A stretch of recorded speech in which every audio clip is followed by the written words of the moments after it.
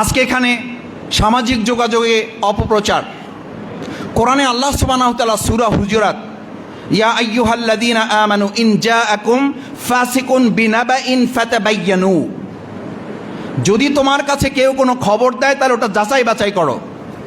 যাচাই বাছাই করা ছাড়াই ওটাকে প্রচার করে দেওয়াটাকে নিষেধ করা হয়েছে, এটাকে হারাম করা হয়েছে। আমাদের সংবাদ এখন গুরুত্বপূর্ণ কেন? একটা সময় এই শিক্ষার্থীরা, আমরা শিক্ষকদের কাছে ডায়লগ মুখস্থ করতাম, নলেজ ইজ পাওয়ার। শিক্ষার্থীরা, এখন তোমরা জানো নলেজ ইজ পাওয়ার নাই। এখন তারপরে পরিবর্তন হয়ে আমরা আরও সামনের দিকে এগিয়েছি, এখন হলো ইনফরমেশন ইজ পাওয়ার। এই ইনফরমেশন ইজ পাওয়ার এই যুগে এখন আর নাই। এখান থেকে আরও এক ধাপ মানুষ এগিয়েছে, পৃথিবী এগিয়েছে, সেটা হচ্ছে টেকনোলজি ইজ পাওয়ার। যার কাছে টেকনোলজি আছে তার কাছে পৃথিবীর সব আছে। তাহলে নলেজ নাই, ইনফরমেশন নাই, এখন হলো টেকনোলজির যুগ। সেই টেকনোলজির যুগে যখন আমার কাছে সংবাদ মাধ্যম কোনো একটা তথ্য সরবরাহ করে, নিশ্চয়ই সেটা গুরুত্বপূর্ণ, কিন্তু আমার কাছে ওই ইন্টারনেটের গল্পটা খুব গুরুত্বপূর্ণ, যেই ইন্টারনেটের গল্পটা একটা শেখার জন্য দেওয়া হয়েছে। বাগানে ঘুরতে গিয়েছে এক মুসলিম দম্পতি, ঘুরতে গিয়ে তারা দেখলো যে সেখানে একটা কুকুরের মুখোমুখি হয়েছে ওখানকার একজন সিটিজেন, বিদেশি একটা জায়গায়। যখন কুকুরের মুখোমুখি হয়েছে, ওই মুসলিম দম্পতির যে হাজব্যান্ড, সে তখন ওই বিদেশি নাগরিককে বাঁচাবার জন্য কুকুরটাকে একটা আঘাত করে ওখানে দেখানো হয় যে কুকুরটা মারা গেছে। মারা যাওয়ার পর ওখানে গুরুত্বপূর্ণ ফটোগ্রাফার ছিলেন, তিনি খুব সাহস করে এসে ওই দম্পতির যে হাজব্যান্ড, যিনি কুকুরটাকে আঘাত করে ওই মানুষটাকে বাঁচিয়েছেন, তিনি মনে করেছিলেন আমি একটা ভালো কাজ করেছি, কুকুর থেকে মানুষটাকে বাঁচিয়েছি। ফটোগ্রাফার এসে তার ছবি তুলেছেন, নাম জিজ্ঞেস করেছেন, হোয়াট ইজ ইউর নেম? সে বলেছে সাম আবদুল্লাহ, আমার নাম অমুক। তো যেই আবদুল্লাহ বলছে আর ইউ মুসলিম? বলছে হ্যাঁ আমি মুসলিম। যেই মুসলিম বলেছে, ব্যাস তার ফটোর স্টোরি চেঞ্জ হয়ে গেছে। সে ফটোটা ঠিকই দিয়েছে, এই লোকের আঘাতে কুকুরটা মারা গেছে এটাও দিয়েছে, ওই যে পর্যটক যারা দাঁড়িয়েছে তাদের ছবিটাও দিয়েছে, শুধু উপরের হেডলাইনটা চেঞ্জ হয়ে গেছে। ওনাকে বলা হয়েছিল, উনি জানতেন যেখানে দেখানো হবে একজন মুসলিম পরিবারের হাতে সেখানকার দুটো মানুষের জীবন রক্ষা পেয়েছে, পরিবর্তে হয়েছে একজন মুসলিম যুবকের হাতে বিদেশের একটি বাগানে কুকুর খুন হয়েছে। কেন? জিনিস একই, শুধু শিরোনামের পরিবর্তনের কারণে বিভ্রান্তি ছড়ায় নাই, গোটা ঘটনাটিকে উল্টে দেওয়া হয়েছে। আসসালামু আলাইকুম রহমতুল্লাহ। সুপ্রিয় দর্শক, বাউফল উপজেলার অডিটোরিয়ামে আজ সামাজিক যোগাযোগ মাধ্যমে বিভ্রান্তকর তথ্য, কিশোর গ্যাং, অনলাইন জুয়া ও মাদক বিরোধী সচেতনতা বৃদ্ধির লক্ষ্যে উপজেলা প্রশাসন ও বাউফলের আয়োজনে এক আলোচনা সভা অনুষ্ঠিত হয়। তো সেই সভায় প্রধান অতিথি হিসেবে উপস্থিত ছিলেন ডাক্তার শফিকুল ইসলাম মাসুদ ভাই এমপি। আপনারা ভিডিওর শুরুতে সামান্য অংশ শুনলেন। এখানে পুলিশ প্রশাসনের কর্মকর্তারা উপস্থিত ছিলেন এবং ডক্টর শফিকুল ইসলাম মাসুদ ভাইয়ের বক্তব্যগুলো তারা মনোযোগ দিয়ে শুনেছে। তো অসাধারণ একটা আয়োজন ছিল, যা ভিডিওর শুরুতে সামান্য অংশ আপনারা শুনলেন। তো দর্শক, এখন আপনাদের ডক্টর শফিকুল ইসলাম মাসুদ ভাইয়ের পুরো বক্তব্যের ভিডিওটা দেখাবো। আপনাদের প্রতি অনুরোধ রইল আপনারা পুরো ভিডিওটা দেখে যাবেন। তো চলুন আমরা ভিডিওটা দেখে আসি। আমি মাদকের বিরুদ্ধে লড়াই, যুদ্ধ ঘোষণা করব। আমার মন বলে আমি যে 1 লক্ষের উপরে ভোট পেয়েছি, এই 1 লক্ষ মানুষই মাদকের কবর রচনার জন্য তারা ভোট দিয়েছে। সুতরাং মাদকের কবর রচনার ওই দিনই আমাদের একটা বিজয় হয়েছে। তারা চেয়েছে মাদক মুক্ত বাউফল, সেটার পক্ষে মতের বিজয় আমাদের হয়ে গেছে। দ্বিতীয়ত ছিল যে এই মাদক নির্মূলে কিংবা মাদক কবর রচনায় আমি সংসদে 2-3 বার কথা বলার সুযোগ পেয়েছি।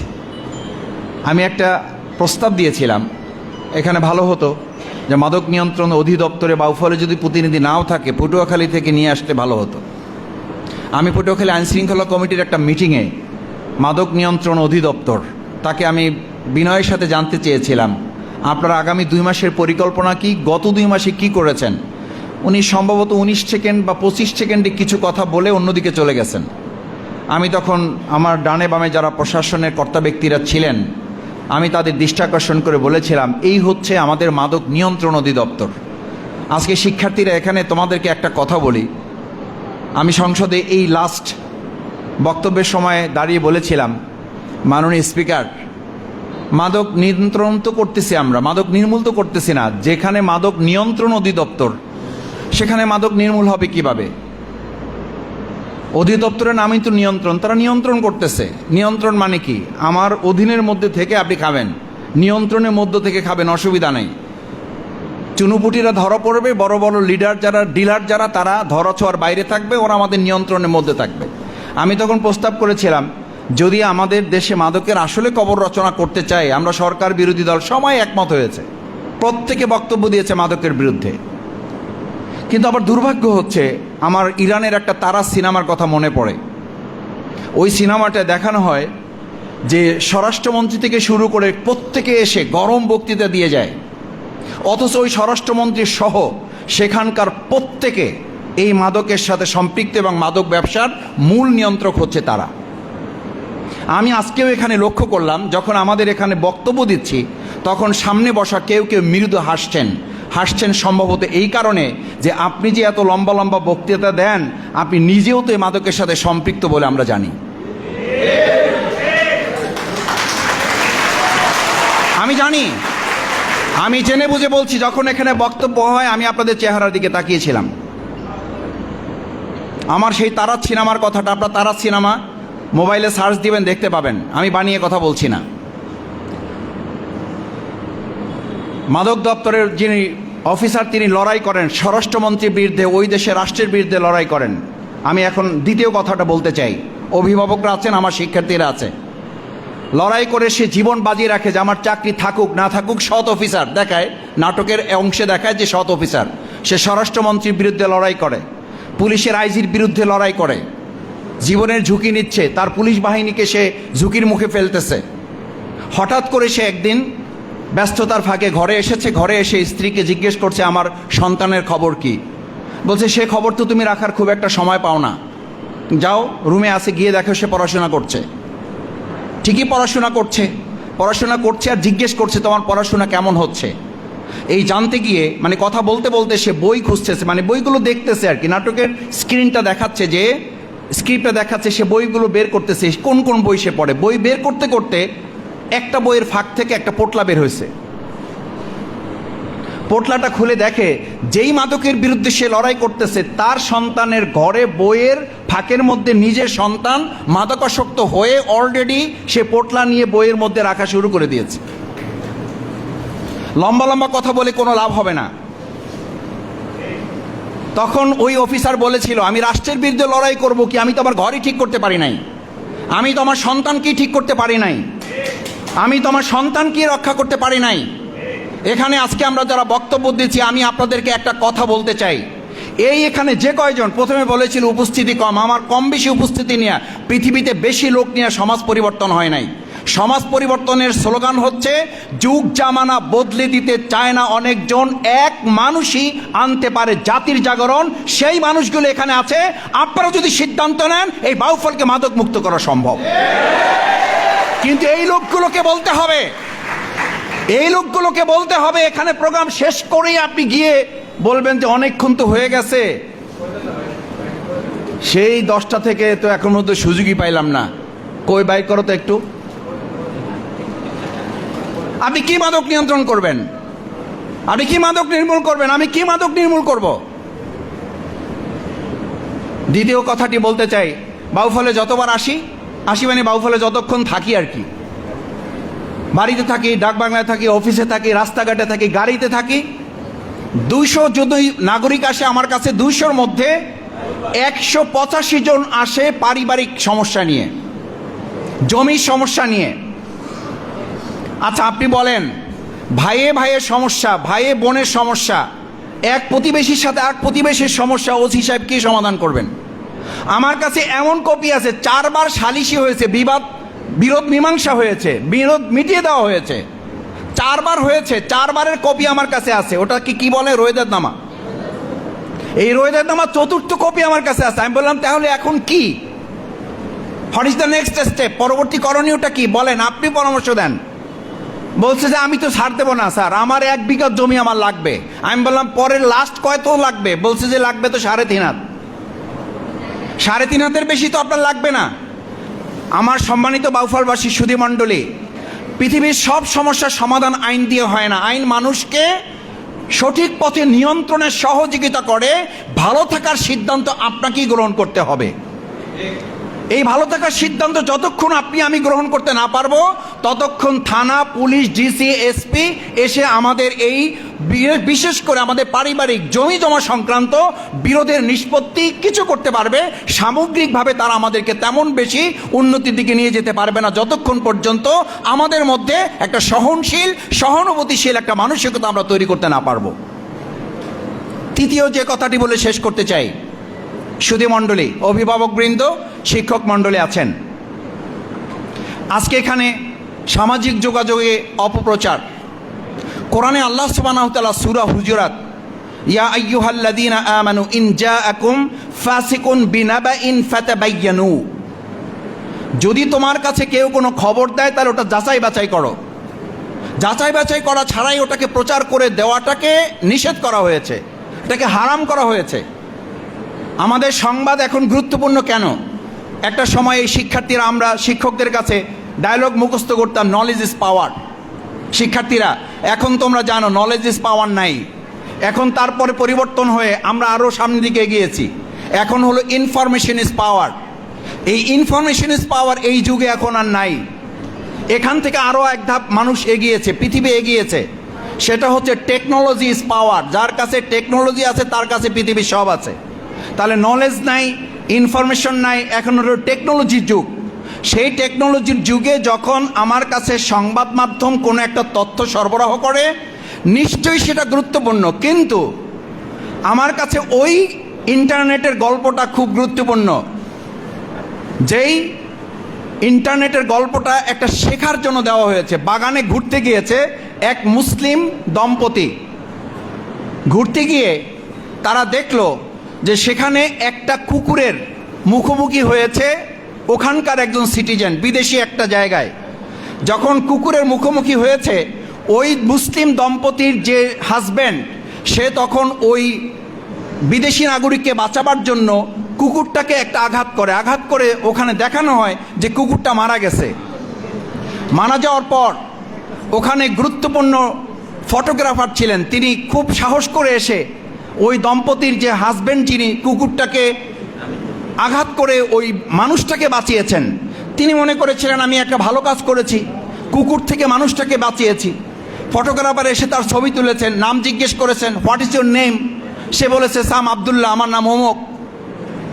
তো যেই আবদুল্লাহ বলছে আর ইউ মুসলিম? বলছে হ্যাঁ আমি মুসলিম।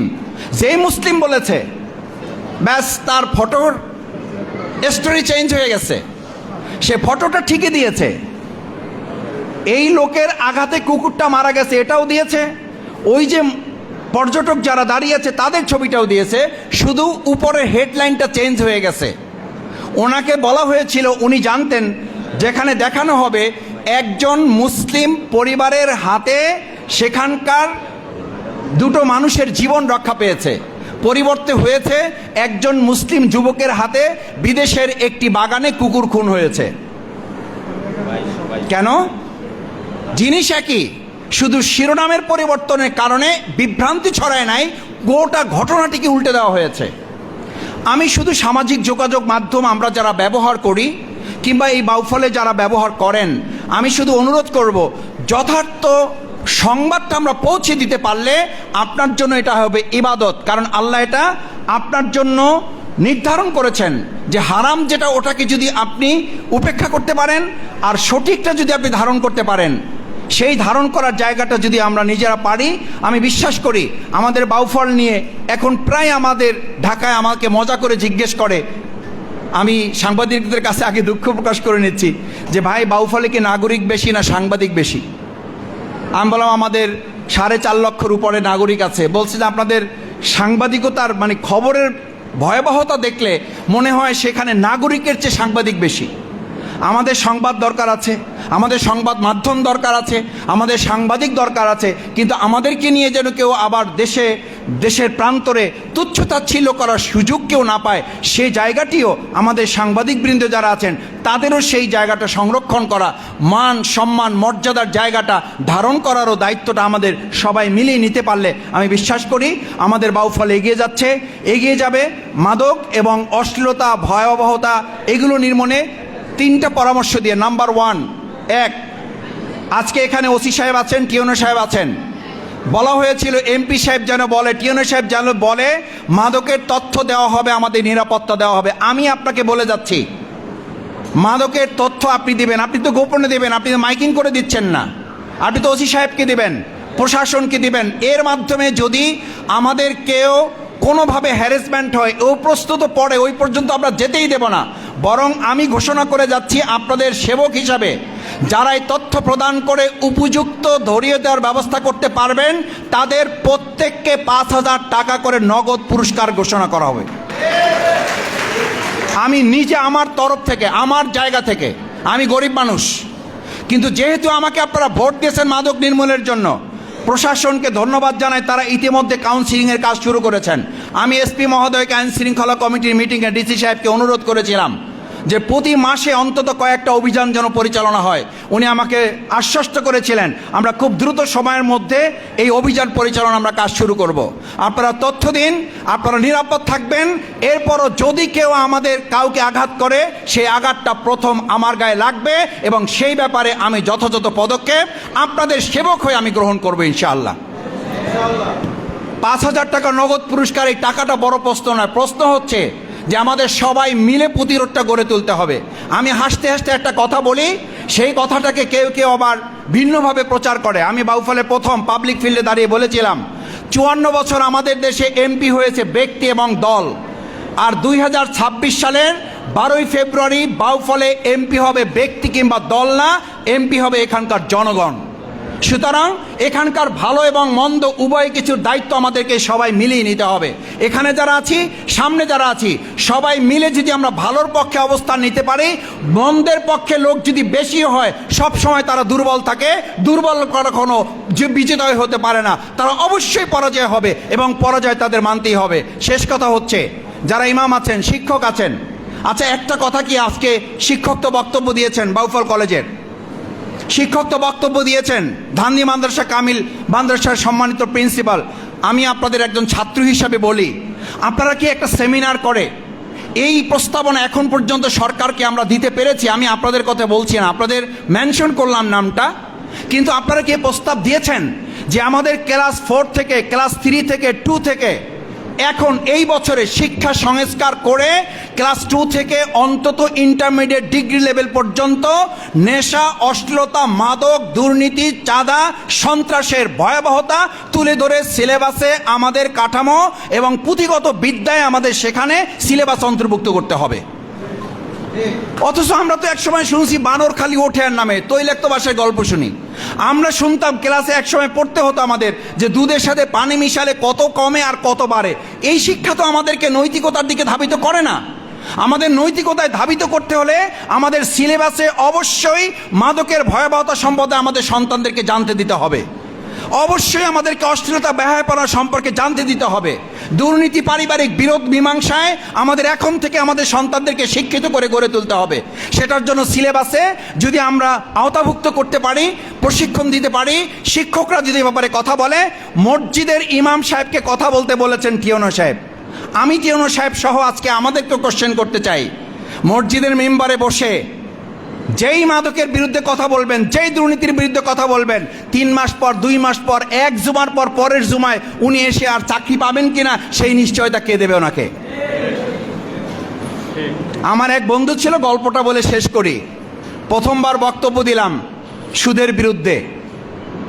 বক্তব্য শোনার পর সভাপতি এসে গোপনে রুমে দেখা করে বললেন, হুজুর ওয়াজ তো অনেক জানেন, সব বাদ দিয়ে এইটাকে টার্গেট করলেন কেন? আর আপনি কিভাবে জানলেন আমি সুদ খাই? ইমাম সাহেব বললেন, হুজুর, সভাপতি সাহেব মাইন্ড করেন না, আমি আপনি জানিও না আপনি টার্গেট, আপনি সুদ খান, এটা এখন শুনলাম আপনার কাছে, এখন জানলাম, আমি তো এটা জানি না, আমি তো এটা কোরআন হাদিসের কথা বলেছি। বলছেন আপনি আমারে টার্গেট করছেন। বলেছে সুদ বাদ দিলাম। পরের জুমায় ধরলাম ঘুষের উপরে, ঘুষের বক্তৃতা শেষ, রুমে যাওয়ার পরে সেক্রেটারি এসে গোপনে হাত মিলিয়ে জিজ্ঞেস করে, হুজুর সভাপতিরে বলছেন উনি না হয় আপনারা মাফ করছে, আমি তো আপনারা মাফ করব না। আপনি কি জানলেন কি করে যে আমি টুকটাক ঘুষের সাথে আমার সম্পর্ক আছে? বললে যে বলেন কি সেক্রেটারি সাহেব, আমার তো সব কিছু জানা নাই, আমি তো সিরিয়াল অনুযায়ী বক্তব্য দিচ্ছি সব মুসলিমদেরকে সচেতন করার জন্য। তৃতীয় দিন বক্তব্য দিল অশ্লীলতা বেহায়াপনার উপরে। যুবকদের সংগঠনের একজন প্রতিনিধি এসে বলল, হুজুর মুরব্বীরা আপনারা মাফ করছে, আমরা দাঁড়ায় গেলে কিন্তু আপনি আর টিকতে পারবেন না, অশ্লীলতার বিরুদ্ধে বক্তব্য দেন, পাইছেন কোথায় এসব? আপনারা যখন আমাদের বয়সে ছিলেন তখন কি করছেন ওই বক্তৃতা করেন। হুজুর তো বিপদে পড়ছে, কয় যে ঠিক আছে বাবা, আমি ভুল করছি বুঝলাম, এই দফায় যাও। চতুর্থবার যখন সে বক্তৃতা দাঁড়াইছে, বক্তৃতা দেয় আরবিতে। তার বন্ধু তারে জিজ্ঞেস করে, হুজুর ঘটনা কি, দোস্ত খবর কি, বাংলায় আর বক্তৃতা দিচ্ছ না কেন? কয় ভাই 3টা বক্তৃতা 3 জুমায় দিছি, কোনো জুমায় মাপ পাই নাই, যেই জুমায় বক্তৃতা করি একজন এসে গোপনে হাত মেলাইয়া একবার মাপ চায়, একবার ধমক দেয়। এই জন্য চিন্তা করছি বাংলায় আর বক্তৃতা দিব না, যা দেব আরবিতে, সব বুঝুক আর না বুঝুক সমানে আমিন আমিন বলে চলে যাইতেছে। আমি এই কথাটা আপনাদেরকে মজা করার জন্য বলি নাই, আমি এই কথাটা বলেছি আমাদের সমাজের রাষ্ট্রের চিত্রটা আপনাদের সামনে তুলে ধরার জন্য। আজকে এমনও তো কথা শোনা যায় যে মসজিদে সব কথা বলা যাবে না, মসজিদে শুধু মিষ্টি মিষ্টি কথা বলতে হবে, মসজিদে ইসলামের বেসিক কথাগুলো বলা যাবে না। কেন? মসজিদ তো মোহাম্মদ রাসূলুল্লাহ সাল্লাল্লাহু আলাইহি সাল্লাম যেখান থেকে রাষ্ট্র পরিচালনা করেছেন, আজকেও যদি কেউ সেই কথা বলেন তাহলে এটাকে ধারণ করেন। আমি তো এই বাউফলে দায়িত্ব পাওয়ার পর কি করতে পেরেছি আমি জানি না। আমি 2.5 লক্ষ লিফলেট বিতরণ করেছি মাদকের বিরুদ্ধে। এই টিউনোর এখানে এই ফিল্ডে শিক্ষকদেরকে নিয়ে সমাবেশ করেছি শুধু মাদকের বিরুদ্ধে প্রতিরোধ গড়ে তোলার জন্য। ওলামায়ে কেরাম ইমামদেরকে নিয়ে সম্মেলন করেছে, এখানে এই টিউনো সাহেব সভাপতি ছিলেন। ওলামায়ে কেরাম দিনে বসেছি, শিক্ষকদের নিয়ে বসেছি, শিক্ষার্থী দিনে সম্মেলন করেছি, লিফলেট বিতরণ করেছি, চেষ্টা করে যাচ্ছি। সেই জন্য আমি আপনাদের কাছে অনুরোধ করতে চাই, আসুন আমরা সবাই মিলে আমাদের প্রিয় বাউফলটাকে গড়ে তুলতে চাই। যে যে বিষয়গুলো এখানে বলা আছে সব বিষয় এখানে বলা হয় নাই, এর বাইরে আর অনেক বিষয় আছে। এই সব বিষয়গুলোর সমাধান তখন হবে যখন আমরা সম্মিলিতভাবে একটা প্রতিরোধ গড়ে তোলার সিদ্ধান্ত নিতে পারবো। সেই প্রত্যাশা ব্যক্ত করে আমি সময় একটু বেশি নিয়ে ফেলেছি, ক্ষমা সুন্দর দৃষ্টিতে দেখার অনুরোধ জানিয়ে আমি আপনাদের সত্যিকারের খাদেম, সত্যিকারের সেবক হওয়ার চেষ্টা করছি। আমার জন্য দোয়া করবেন। কোনো ভুলভ্রান্তি, আমাকে অনেকে বলে আপনার ব্যাপারে এই কথা বলে এই কথা বলে, আমি বললাম এই কথা বলতে পারবে, এই স্বাধীনতা তার থাকবে। এটার জন্যই তো আমরা এত কষ্ট করে আমাদের 2006 সালে 12ই ফেব্রুয়ারি নির্বাচন করেছি। তার মত প্রকাশেরও স্বাধীনতা থাকবে, দ্বিমত প্রকাশ করারও স্বাধীনতা থাকবে। এরকম একটা সুন্দর বাউফলই তো আমরা তৈরি করতে চেয়েছিলাম। সুতরাং শফিকুল ইসলাম মাসুদের বিরুদ্ধে বললে শফিকুল ইসলাম মাসুদের ইজ্জত যাবে না, আমার ইজ্জত যাবে তখন যা কথা বলেছি সেই কাজ যদি আসলে আমি করতে না পারি। আমি সেই কাজগুলো করার জন্য আপনাদের দোয়া চাই, সেই দোয়া কামনা করে আমার কথা শেষ করছি। আল্লাহ হাফেজ। সুপ্রিয় দর্শক, আপনারা ডক্টর শফিকুল ইসলাম মাসুদ ভাইয়ের পুরো বক্তব্যের ভিডিওটা দেখলেন। তো মাসুদ ভাইয়ের কথাগুলো আপনাদের কাছে কেমন লেগেছে আর এই আয়োজনটা কেমন লেগেছে তা অবশ্যই কমেন্ট করে জানিয়ে দেবেন। ভিডিওটা ভালো লাগলে শেয়ার করবেন। সকলকে ধন্যবাদ। আসসালামু আলাইকুম ওয়া রাহমাতুল্লাহ।